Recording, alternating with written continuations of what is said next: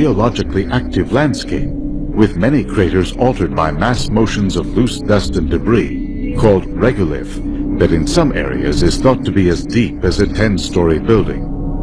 Much of the surface is strewn with millions of boulders, some the size of a house. The Eurasian geology is a complex mix of craters, grooves, and ridges, as well as exceptionally flat, smooth areas of fine regolith called ponds, which were not expected. Numerous new and surprising details about asteroids are enticing scientists to seek more answers. What processes determine the surface geologies and internal structures of asteroids, and how do they depend on asteroid size? Perhaps Dawn, Discovery's next asteroid mission, will unlock some of these mysteries.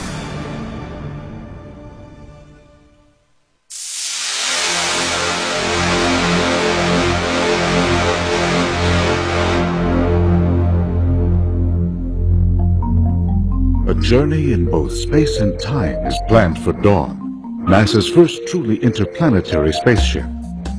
Dawn's expedition includes extended stays at 2 celestial bodies, something no other spacecraft has yet been able to do. Dawn will travel to the debris-strewn, ring-shaped asteroid belt between Mars and Jupiter. There it will conduct a detailed, close-in study of Vesta and Ceres, 2 of the earliest discovered and most massive asteroids in our solar system. Studying these 2 very diverse minor planets with the same set of instruments will give scientists a snapshot of conditions during the first 10 million years after the genesis of our solar system. Among the goals of Dawn are to determine the shape, size, surface composition, internal structure, and chemistry of Vesta and Ceres, and to better understand the role of size and water in planetary evolution. Dawn is the first discovery mission powered by ion propulsion, an advanced technology that allows it to carry enough fuel and adjust its velocity to orbit and study 2 asteroids during one mission.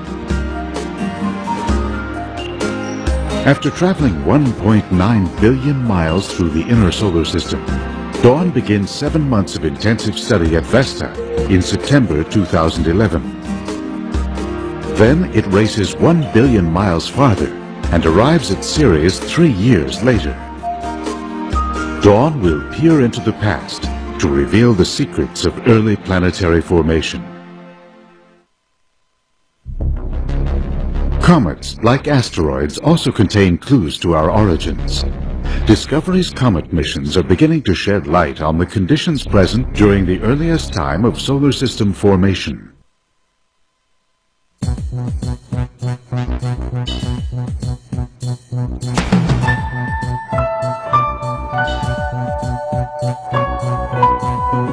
Stardust, NASA's first mission dedicated to exploring a comet, ventured deep into space to collect and return extraterrestrial material to Earth to answer key questions about the formation of the solar system.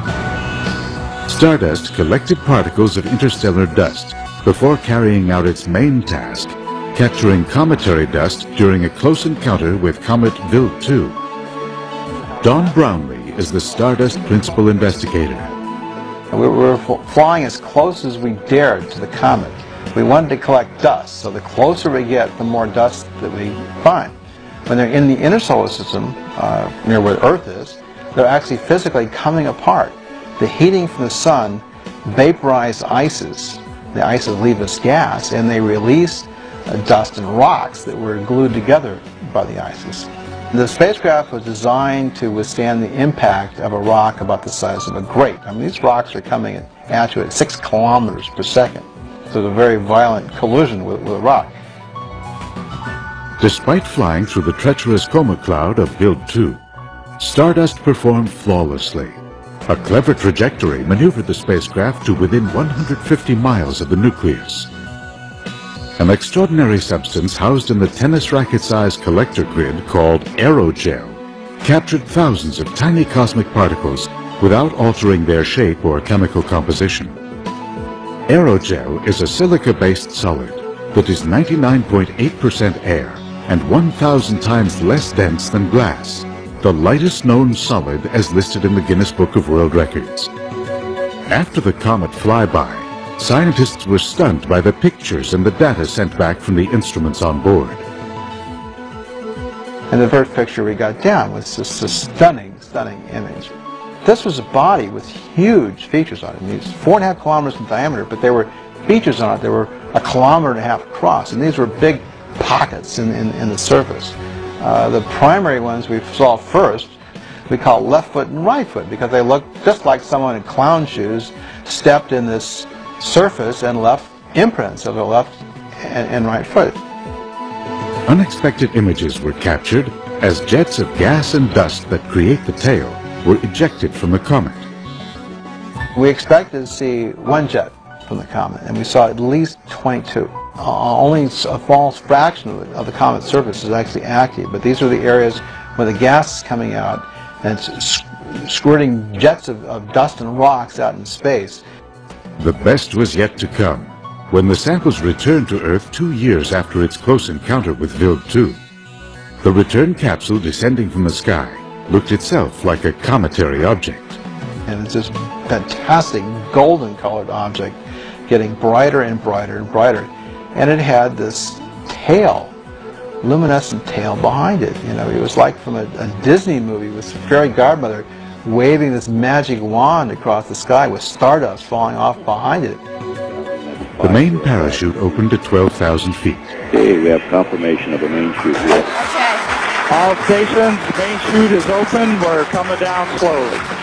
The capsule descended in the dark and came to rest in the Utah desert, bringing back to Earth the first particles from a comet for intensive long-term study at the Johnson Space Center. Scientists discovered thousands of comet particles had been successfully captured at the end of long carrot-shaped trails in the aerogel cubes. 98% have these nice particles at the end, and most of it you actually see with the naked eye. So this was a real thrill, and this was a very exciting time to work on this. The most important thing is that these samples are back on the ground and that they'll be here for generations to come. People were out there worrying about, what's going to motivate children to go to school and stay in school or learn about science or math. This kind of data set does that. These samples really are a resource, not just for data, but also for education. The Stardust mission has given the worldwide science community an opportunity to analyze the earliest materials that created the solar system, part of the continuing quest to discover the building blocks of life on Earth.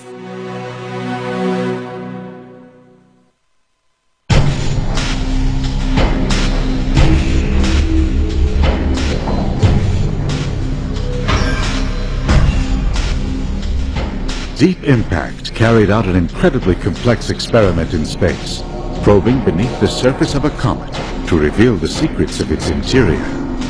Traveling at 23,000 miles per hour, the larger flyby spacecraft released a smaller impactor spacecraft into the path of Comet Tempel 1. With spectacular results,